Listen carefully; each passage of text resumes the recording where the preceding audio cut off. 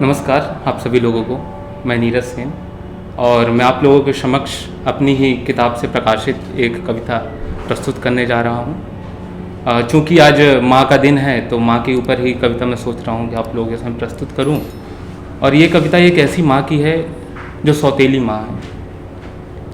और ध्यान से सुनिएगा आप लोग। तो आप लोग के सामने मेरी कविता प्रस्तुत है। कविता का नाम है मनोदशा। माँ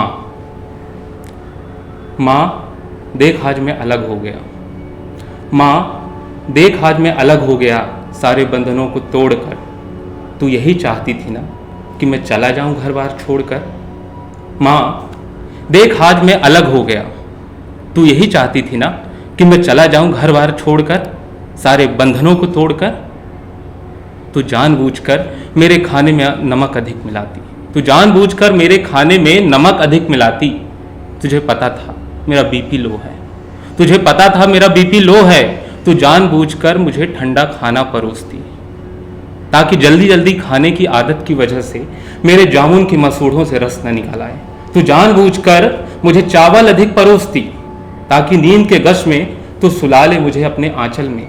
ताकि नींद की गश में तू सुला ले मुझे अपने आंचल में। तू जानबूझकर मेरी कमीज धोती और बटन तोड़ देती।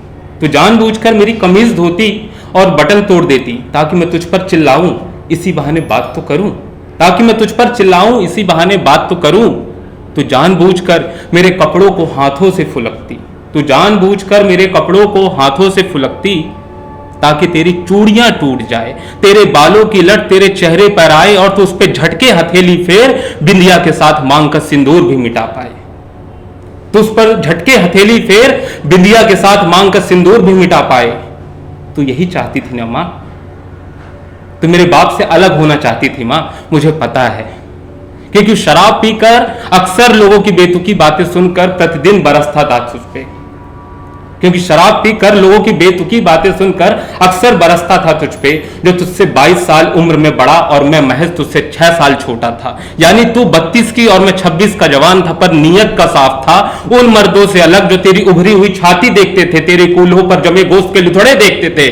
तू बला की पंजाबन थी, तेरा सरकता दुपट्टा देखते थे। तू बला की पंजाबन थी, तेरा सरकता दुपट्टा देखते थे।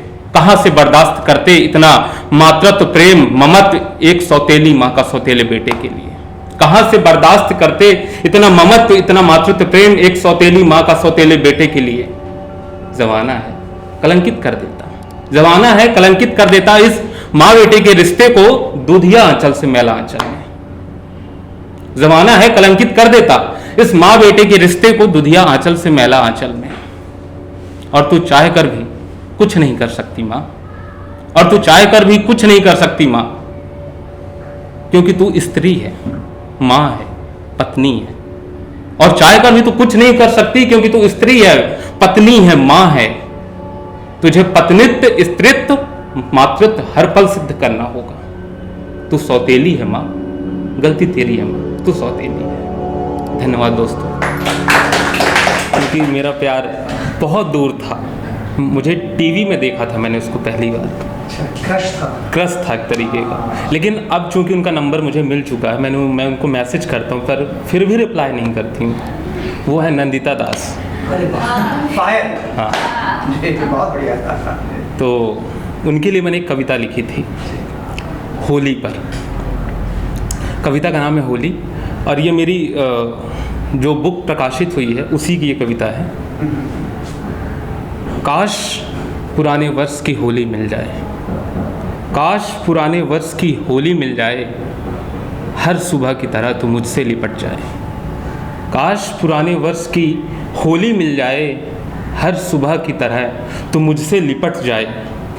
नंदिता मुझे याद है, नंदिता मुझे याद है जब तुम सुबह सुबह अपने कपोलों से मेरे कपोलों पर रंग का छिड़काव करती। नंदिता मुझे याद है जब तुम सुबह सुबह अपने कपोलों से मेरे कपोलों पर रंग का छिड़काव करती और मेरी आंखें खुलते ही गुलाल की तरह बिखर जाती मेरे बिस्तर पर। और मेरी आंखें खुलते ही गुलाल की तरह बिखर जाती मेरे बिस्तर पर। तुम्हारे सांसों की गर्माहट साफ साफ दिल की धड़कन को बयां करती। तुम्हारी सांसों की गर्माहट साफ साफ दिल की धड़कन को बयां करती कि तुम अभी भी हिलोरे खा रही हो। तुम्हारे शिकस्त माथे की पसीने की बूंद से रंग भिगोकर तुम्हारी मांग भर देता था मैं। तुम्हारे शिकस्त माथे के पसीने की बूंद से रंग भिगोकर तुम्हारी मांग भर देता था मैं, और तुम पलके झुकाकर चंदन के वास्ते मुझ सर्प को अपने में जकड़ लेती। बदन की गर्माहट ठंडक में तब्दील हो जाती। कितना पवित्र था हमारा रिश्ता। तुम्हारा सांवला रंग, बड़ी बड़ी आँखें, मुस्कुराहट में बदमाशियाँ।